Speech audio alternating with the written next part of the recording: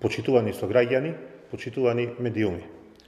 Во 1991 година македонскиот народ на референдум се изјасни за самостојна, независна и суверена Република Македонија. Преку тогашниот референдум македонецот продолжи да чекори по патот кој го трасираа великаните во минатото, почнувајќи од периодот пред Илинденското востание, после Илинденското востание, па се до Асном и поставувањето на тогашните темели на македонската држава. Се наоѓаме на неколку дена пред референдум на кој актуелната власт во државава поставува прашање кој истовремено е сложено и манипулативно, спротивно на закон со кој граѓаните на Република Македонија свесно се носат во заблуда, подло се носат во ситуација да се самоукинат. Влезот во НАТО и Европската Унија е нешто кое сите го посакуваме. Но факт е дека прифаќањето на договорот со Грција нема да не внесе ниту во НАТО, ниту во Европската Унија. Впрочем, застапување во некаков сојуз потребен е и задолжителен референдум. Токму заради фактот што овој референдум е само за смена на име и идентитет, референдумот е консултативен.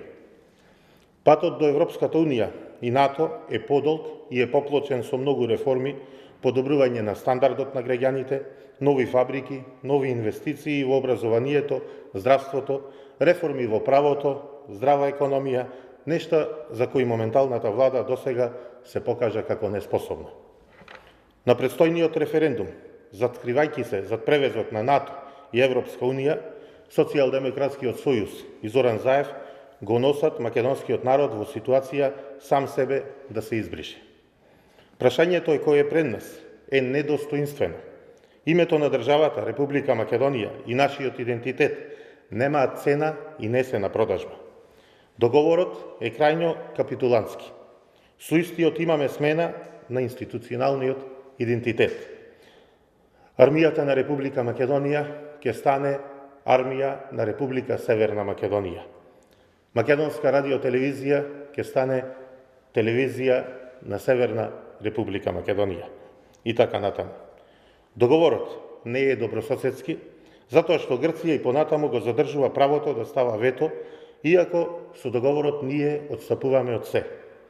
Со договорот не сме повеќе македонци, туку стануваме граѓани на некоја нова творевина, Северна Македонија, кои ќе мораат да ги променат сите официјални документи на сопствен трошок.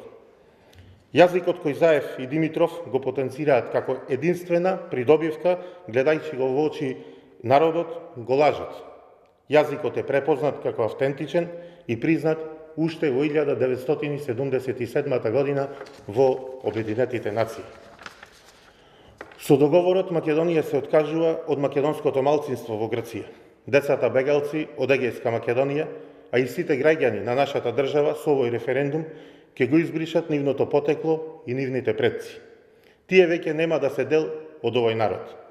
Со договорот на Заев се брише целата наша историја, традиција и култура. Стануваме странци во својата држава.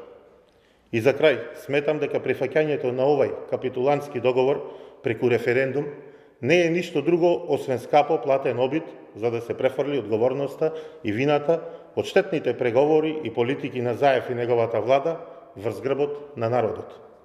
Македонци, браќа и сестри, не подлегнувајте под притисоците и заканите.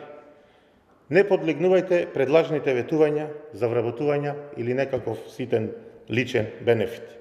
Затоа што овој референдум е само за обезличување и виткање на кичмата на македонецот. Се обраќам и на сите вработени во државните и локалните институции во Прилеп. Не подлегнувајте под заканите на луѓето кои за фотелја си ја продаваат државата. Никој не може ништо да ви направи. Својот неуспех го прикриваат со сеење на страф. Државата, да знаете, е пред се.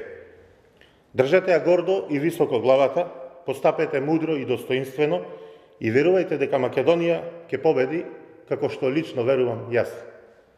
Јас сум македонец, граѓанин на Република Македонија, со македонско државјанство, кој говори македонски јазик. И сигурен сум од сите заедно ќе се избориме ова така и да остане. Ви благодарам.